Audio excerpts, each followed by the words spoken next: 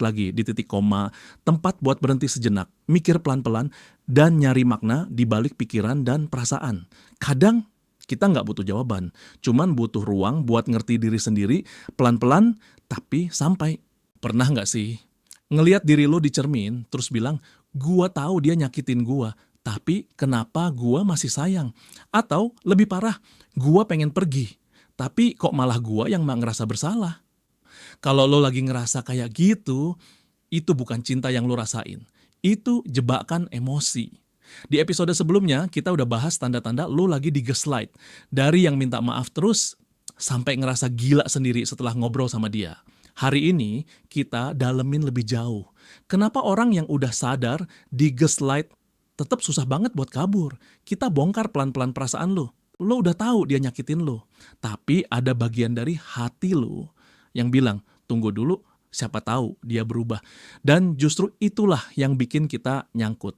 Kita nggak nyangkut karena bodoh, kita nyangkut karena masih berharap. Hari ini kita pelan-pelan bongkar bareng, bukan buat nyalahin lu, tapi biar lu ngerti kenapa perasaan lu sering ditarik ulur kayak benang kusut. Lu pernah nanya, gimana caranya berhenti, tapi sayangnya di situ justru awal mula jeratnya dimulai. Karena setiap kali lu mau pergi, semua rasa itu selalu balik ke momen paling manis. Dan di sanalah racunnya tersembunyi. Inilah 5 lingkaran halus tapi tajam. Yang nahan lo dalam hubungan yang lo kira cinta, padahal luka. Pertama, love bombing di awal. Tapi puncak yang manis tapi palsu. Awalnya indah banget. Kayak drama Korea episode pertama. Lo dimanja, dikasih perhatian tiap menit, dibilang paling spesial, satu-satunya belahan jiwa. Setiap notifikasi dari dia bikin deg-degan, dipuji terus, digombalin, pakai kata-kata yang bikin lo ngerasa, gila, ini orang beneran niat. Dia hafal apa yang lo suka, dan dia kasih itu tanpa diminta. Lo kayak terbang, dan di atas sana lo mikir, dia beda. Ini cinta yang gak semua orang dapet. Kedua, masuk fase bingung, tiba-tiba dingin, tiba-tiba asing, tapi tiba-tiba dia berubah. Gak sehangat dulu, mulai jawab chat singkat-singkat. Senyumnya gak lagi tulus, kata-katanya mulai kasar. Dan yang nyakitin, dia mulai nyalahin lo. Masalah kecil dibesar-besarin, hal sepele dijadikan dosa. Dan lo mulai bertanya, apa gua salah ya? Overthinking jadi makanan sehari-hari. Lo mulai mikir 2 kali sebelum ngomong, mulai takut nyebutin sesuatu yang salah. Dan yang lebih gila, lo malah minta maaf duluan, padahal lo nggak salah.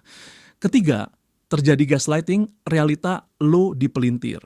Di fase ini semuanya mulai kabur, bukan karena lo bodoh, tapi karena pikiran lo udah mulai dikacauin. Lo yakin lo inget kejadian itu dengan jelas, tapi dia bilang, kamu tuh suka lebay. Itu nggak pernah terjadi. Kamu tuh terlalu mikir, dan lo mulai ngeraguin diri sendiri. Lo mulai percaya dia, padahal intuisi lo udah teriak, ada yang nggak beres. Tapi makin lo ngomong, makin dia muter balikin. Makin lo protes, makin lo dibilang drama. Akhirnya lo diem, lo takut, lo bingung. Dan suara dalam hati lo pelan-pelan berubah. Mungkin ini salah gua juga ya. Dia tuh baik kok, cuma lagi capek. Lu mulai ngebela dia di depan temen-temen lu. Padahal lu sendiri yang paling sering nangis sendirian. Ironisnya, lu makin cinta. Keempat, minta maaf dan rayuan lagi. Dipeluk pas lo udah mulai muak. Pas lo udah ngumpulin tenaga buat ninggalin, dia datang lagi. Dengan mata berkaca-kaca dia bilang, maaf ya, aku cuma lagi banyak tekanan. Aku sayang kamu banget. Aku takut kehilangan kamu. Dan lu luluh karena lu inget semua momen indah di awal. Lu pikir, mungkin ini fase aja. Dia mau berubah kok. Dan semuanya balik manis. Kayak dulu, kayak awal lagi. Kalian ketawa bareng. Dia mulai perhatian lagi, mulai manggil sayang lagi. Dan lu merasa, oke, mungkin kali ini bakal beda. Kelima, ulang lagi dari awal, loop tak berujung. Tapi ternyata nggak lama kemudian, semuanya berulang. Dalam psikologi, ini namanya trauma bonding. Ini bukan cuma soal cinta yang rumit, ini soal ikatan yang terbentuk. Bukan karena lo bahagia, tapi karena lo terus disakiti, lalu diberi harapan palsu. Trauma bonding itu kayak rantai yang gak kelihatan. Lo tahu hubungan ini bikin lo capek, tapi tiap kali mau lepas, ada bagian dari lo yang bilang, Tapi dia juga pernah baik kok. Dan semuanya selalu dimulai dari satu pola yang muter terus. Tiap kali lo nyoba pergi, ada aja yang bikin balik. Entah itu kenangan manis, kata-kata maaf, atau rasa takut kehilangan. Dan lo jadi nanya, kenapa gua tahu ini nyakitin tapi susah banget ninggalin? Itu bukan karena lo lemah. Itu karena sistem emosional lo lagi dijebak buat terus berharap. Tapi di titik ini, lo udah mulai sadar. Dan sadar adalah langkah pertama buat bebas. Sekarang kita masuk ke bagian paling penting. Gimana cara keluar dari lingkaran itu? Pertama-tama, tarik napas. Serius, tarik napas dulu. Karena keluar dari hubungan manipulatif itu bukan soal kekuatan fisik, tapi soal keberanian buat jujur sama diri sendiri. Dan jujur itu sakit. Karena kadang kita lebih rela dibohongin orang daripada ngaku kita disakiti sama orang yang kita sayang. Tapi kalau lu bener-bener mau bebas, lu harus berani ngelihat kenyataan yang selama ini lu tutupin. Pertama, akui ini bukan cinta yang sehat. Lo nggak bisa nyembuhin luka yang lo tolak buat diakui. Selama lo masih bilang, dia sebenarnya baik kok. Lo masih terjebak. Cinta yang sehat nggak bikin lo jalan di atas pecahan kaca tiap hari. Nggak bikin lo nangis sambil nyalahin diri sendiri terus. Cinta yang sehat bikin lo tumbuh, bukan hancur pelan-pelan. Kedua, jangan tunggu dia berubah. Kalau dia berubah, harusnya perubahan itu udah kelihatan sejak dulu. Kalau tiap perubahan dia cuma muncul pas lo udah mau ninggalin, itu bukan pertobatan, itu strategi. Biar lo nggak jadi pergi. Jangan tertipu sama permintaan maaf yang cuma jadi jeda sebelum nyakitin lagi. Ketiga, mulai percaya suara hati lo sendiri. Gaslighting bikin lo nggak percaya diri sendiri, bikin lo mikir, jangan-jangan gua yang lebay. Tapi coba tarik garis jujur. Kalau hubungan ini bikin lo ngerasa bingung, salah, dan nggak berharga, itu bukan intuisi lo yang salah. Itu hatimu yang berusaha kasih kode. Ayo keluar dari sini. Mulai dengerin suara hati lo lagi. Suara yang dulu pernah kuat sebelum diredam kata-kata dia. Keempat, agak jarak walau berat. Ini bagian paling susah. Tapi juga paling penting. Lo nggak bisa sembuh di tempat yang bikin lo luka. Lo nggak bisa mikir jernih kalau lo masih deket sama yang muterin kepala lo. Jaga jarak itu bukan benci. Itu bentuk sayang ke diri sendiri. Karena kadang yang perlu lo peluk pertama kali adalah hati lo sendiri. Kelima, bangun sistem dukungan. Lo butuh teman, lo butuh tempat cerita, lo butuh seseorang yang gak akan bilang, lebay lo, kan dia sayang. Cari orang yang bisa dengerin tanpa ngejudge, yang bisa nenangin lo tanpa ngeblap laku. Kalau perlu, cari profesional, psikolog, konselor. Karena luka batin itu nyata dan lo berhak disembuhkan.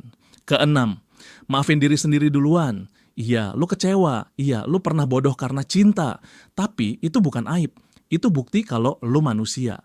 Yang pernah percaya, yang pernah berharap, yang pernah nyangkut karena lu punya hati. Tapi hari ini, pelan-pelan lu mulai sadar. Dan sadar itu langkah pertama buat sembuh. Lu nggak salah karena sayang. Tapi sekarang waktunya sayangin diri sendiri dulu.